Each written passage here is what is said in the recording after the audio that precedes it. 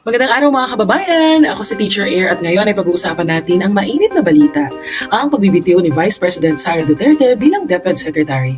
Kung mahilig ka sa ganitong video, ay follow mo na ako. Noong June 19, opisyal na nag-resign si VP Sara Duterte sa kanyang posisyon bilang kalihim ng Department of Education.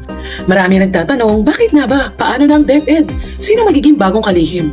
Sa kanyang panunungkulan, maraming pagbabagong sinimulan niya sa DepEd, kapilang na ang DepEd matatag.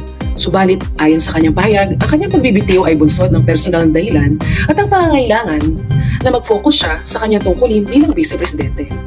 Ang ating mga estudyante at kapwa guro ay patuloy na umaasa na ang mga reformang nasimula ni VP Sara ay magpapatuloy para sa mas maliwanag na kinabukasan ng edukasyon sa bansa. Kaya mga kababayan, mahalagang suportahan natin ang DepEd sa mga panahong ito ng pagbabago. Patuloy tayong magbantay at magdasal para sa mas maayos na sistema ng edukasyon. Maraming salamat sa panonood. Paalam!